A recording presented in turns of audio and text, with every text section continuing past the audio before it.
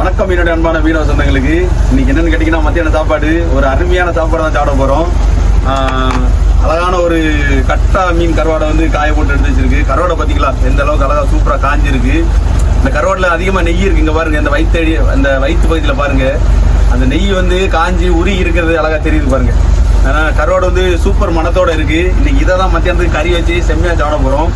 என்னெல்லாம் இருக்குன்னு பாருங்க, முருங்கைக்காய், மாங்காய், கத்திரிக்காய் இதெல்லாம் எடுத்து வச்சிருக்கு. இன்னைக்கு இதெல்லாம் போட்டு வேற லெவலில் சமைச்சு சாப்பிட போறோம். இந்த கருவாடை வந்து உரிக்கிறது தான் கொஞ்சம் கஷ்டம் ஸ்டார்டிங்ல. ஏன்னா அந்த தோல்ல இருந்து கரெக்டாக நம்ம உரிச்சு எடுக்கணும்.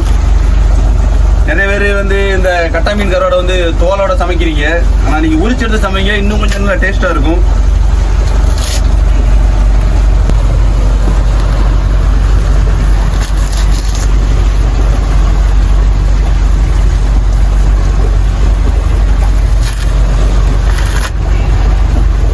உரிக்கிறதாங்க கஷ்டமா இருக்கும்.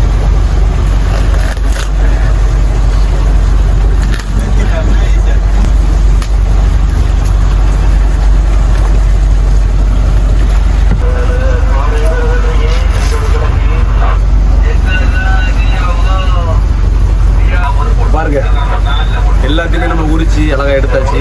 ஒரு தோல் மட்டும்தான் இருக்கு, இந்த கருவாடோட தோலும் மட்டும் தான் இருக்கு.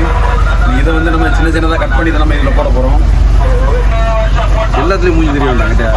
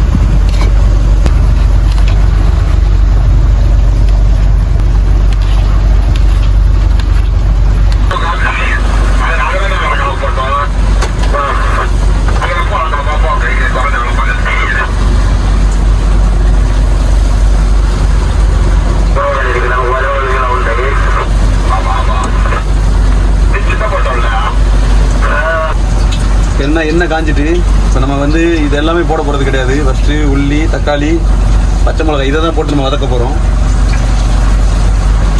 உள்ளி,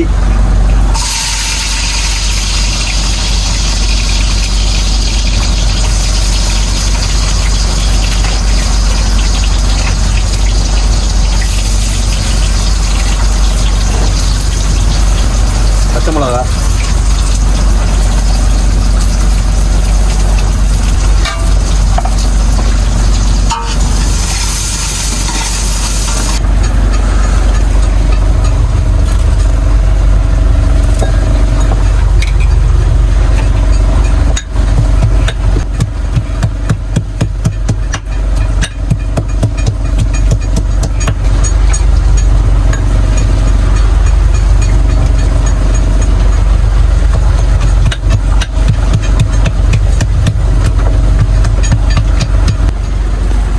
இந்த இடிச்சு வச்சிருக்க இஞ்சி பூண்டு எடுத்து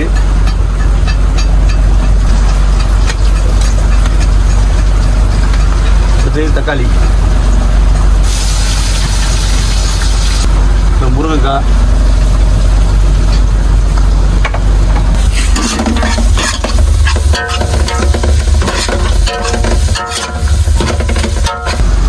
அது நல்ல கருவாடு வந்து இப்போ நல்லா ஊறி இருக்கு. கொஞ்சம் அங்கே உள்ளி தக்காளி எல்லாம் நல்லா வெந்தாச்சு. இந்த ஊர்ன கருவாடு எல்லாம் எடுத்து போட்டுக்கலாம்.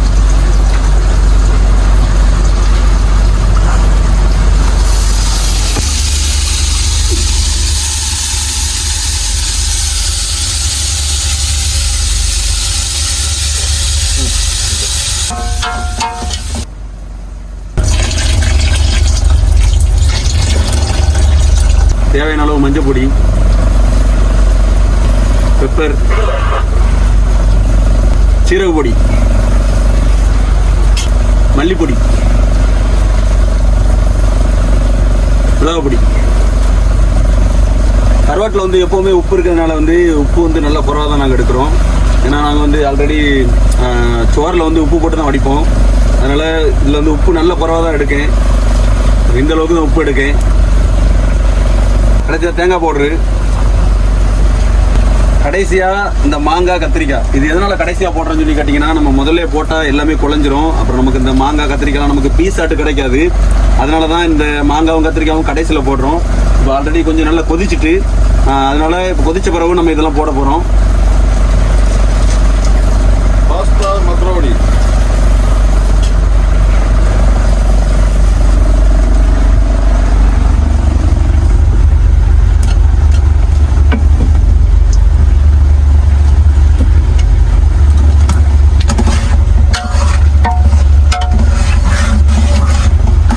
என்னன்னா கறி நல்லா கொதிச்சுட்டு, கருவாட்டு குழம்பு கூட ஆளுக்கு ஒரு முட்டை, ஒரு 5 பேர் இருக்கும். நான் நல்லா 5 முட்டை எடுத்து வச்சிருக்கு. இதையும் போட தான் போகிறோம்.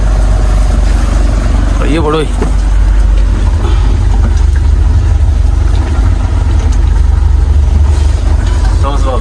கரெக்டாக ஒரு 1/2 மணிக்கு ஆயாச்சு. கறி நல்லா கொதிச்சுட்டு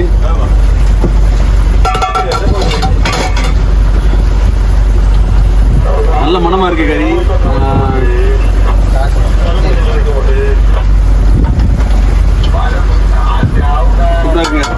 இறக்கிற வேண்டியதான். ஒரு நிமிஷம் ஸ்டாப் பண்ணி வச்சுக்கோ.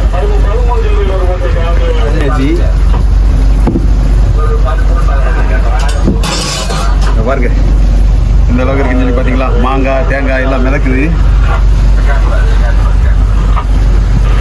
ஆல்ரெடி தட்டெல்லாம் கழுவி வச்சாச்சு. என்ன காரணம் சொல்லி கேட்டிங்கன்னா, அந்த கறியோட மனம் அந்த அளவுக்கு எல்லாருக்கும் பசி கொடுக்கு. அதெல்லாம் எல்லாம் கழுவி வச்சிருக்கு. சாப்பிட வேண்டியதான்.